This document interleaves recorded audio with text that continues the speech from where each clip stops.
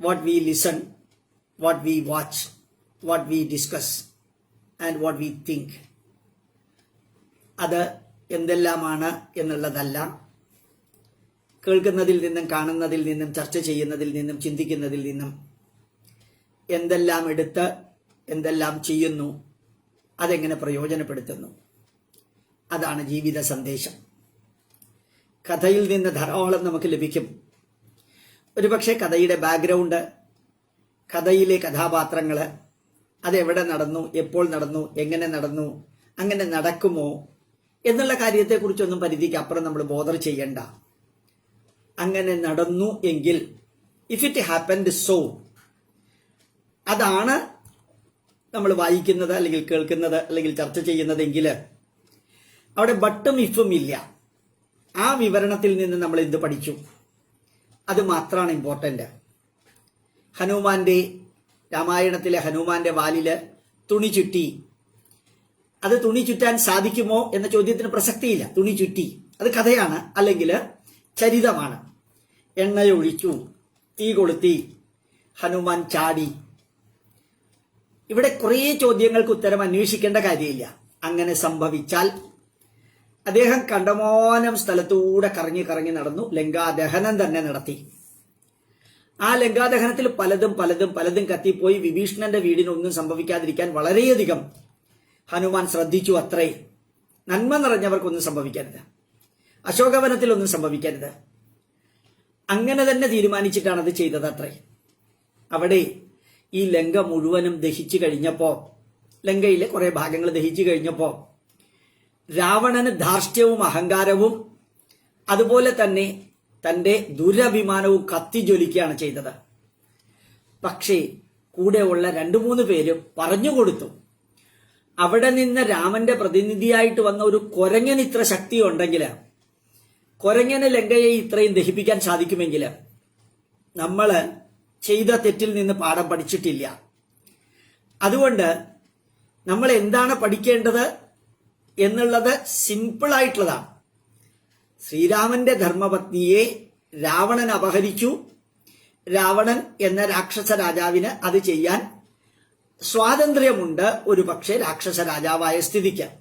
പക്ഷേ ആ സ്ത്രീക്ക് അതിന് താല്പര്യമില്ല എങ്കിൽ, രാമന്റെ ധർമ്മപത്നി അതിനോട് യോജിക്കുന്നില്ല എങ്കിൽ, ഒരു കാരണവശാലും ആ തെറ്റ് കണ്ടിന്യൂ ചെയ്തുകൊണ്ടിരിക്കരുത്. തിരിച്ച് സീതയെ രാമനെ ഏൽപ്പിക്കണം. ശരിക്കും ബാലി രാമനോട് പറയുന്നുണ്ട്, ഞങ്ങളുടെ വാനരകുലത്തില് സഹോദരന്റെ ഭാര്യയെ സ്വീകരിക്കുക, ഇതൊന്നും ധാർമ്മികമായിട്ട് വാനരകുലത്തിന് എതിരല്ല. അതുകൊണ്ട് ധർമ്മശാസ്ത്രം നിങ്ങളുടേതല്ല, ഞങ്ങളുടേത് എന്ന് ബാലി പറയുന്നുണ്ട്. രാക്ഷസന്മാരുടെയും ധർമ്മശാസ്ത്രം വേറെ ആയിരിക്കാം, വേറെ രീതിയായിരിക്കാം.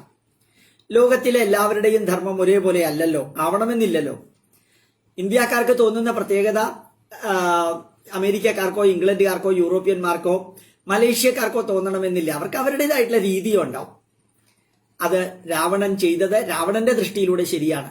പക്ഷെ ധർമ്മത്തിന്റെ ദൃഷ്ടിയിലൂടെ സീതയ്ക്ക് താല്പര്യമില്ലാത്ത ഒരു ലെവലിൽ സീതയെ പിടിച്ചിരുത്തുന്നത് ആരുടെ ദൃഷ്ടിയിലൂടെയും അത് അധർമ്മമാണ്. ആ അധർമ്മത്തിന് ഒരുപക്ഷെ ലങ്ക മുഴുവനും ശിക്ഷ അനുഭവിക്കും. അതുകൊണ്ട് രാവണ, നീ ചെയ്തത് ശരിയെന്ന് നീ എത്ര വാദിച്ചാലും എത്ര ധാർഷ്ട്യം കാണിച്ചാലും, നിനക്ക് എന്തെല്ലാം അഹങ്കാരം ഉണ്ടെങ്കിലും, നീ ഏതെല്ലാം ലെവലിലേക്ക് പോയാലും, നീ ചെയ്ത തെറ്റിന്റെ പരിണത ഫലം ഒരു രാഷ്ട്രം, ജനത മുഴുവനും അനുഭവിക്കേണ്ടി വരും. അത് നിന്റെ സ്വാർത്ഥതയുടെയാണ്.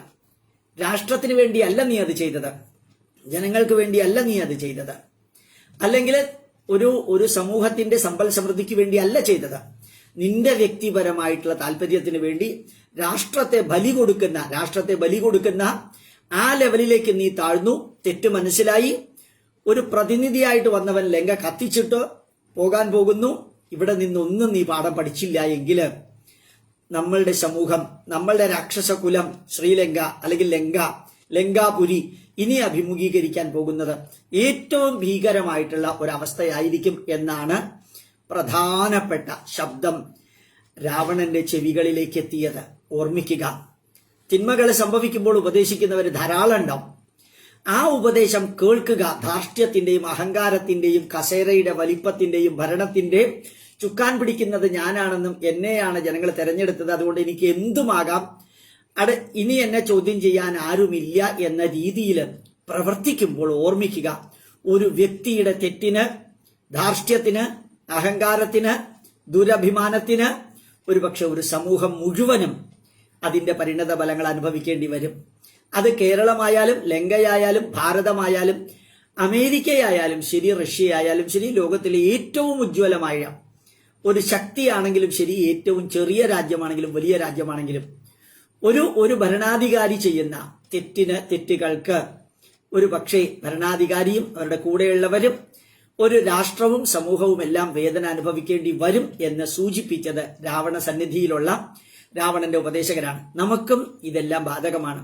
അഹങ്കാരത്തിന്റെയും ധാർഷ്ട്യത്തിന്റെയും പിന്നെ ദുരഭിമാനത്തിന്റെയും അധികാരത്തിന്റെയും കസേരയുടെ വലിപ്പത്തിന്റെയും സമൂഹത്തില് അജയ്യ ശക്തിയാണ് ഞാൻ എന്ന തോന്നലിന്റെയും എല്ലാം അടിസ്ഥാനത്തില് നമ്മൾ പലതും ചെയ്യുകയും പറയുകയും എല്ലാം ചെയ്തതിനു ശേഷം പിന്നീട് ചെന്ന് ട്രാപ്പിൽ വീഴുമ്പോഴായിരിക്കും ഒറ്റയ്ക്കല്ല അനുഭവിക്കേണ്ടി വരുന്നത്. കൂടെ നിന്നവരും കൂടെ സപ്പോർട്ട് ചെയ്തവരും അതുപോലെ തന്നെ നിരപരാധികളും അതുപോലെ തന്നെ ഇതിലൊന്നിലും യോജിക്കാത്തവരും ഇതിനോട് സപ്പോർട്ട് ചെയ്യുന്നവരും എതിർപക്ഷത്തുള്ളവരും സ്വപക്ഷത്തുള്ളവരും എല്ലാവരും അനുഭവിക്കേണ്ടി വരുന്നത് ഒരു വ്യക്തിയുടെ ധാർഷ്ട്യവും അഹങ്കാരവും കൊണ്ടാണ് എന്ന വലിയൊരു പാഠം ഹനുമാൻ എന്ന കൊരങ്ങൻ വാലുണ്ടോ, വാലിൽ തുണി ചുറ്റിയോ, അതിൽ എണ്ണയൊഴിച്ചോ, അതിൽ തീ കത്തിച്ചോ, അങ്ങേര് ചാടിയോ, അങ്ങേര് ലങ്കയെ കത്തിച്ചോ, കത്തിക്കാൻ പാകത്തിന് മരം കൊണ്ടാണോ ലങ്ക ഉണ്ടാക്കിയിരിക്കുന്നത് എന്ന ചോദ്യങ്ങൾക്കൊന്നും അവിടെ ബുദ്ധിക്കും യുക്തിക്കും ശാസ്ത്രത്തിനും നിരക്കുന്ന വിധത്തിൽ വിശകലനം ചെയ്താൽ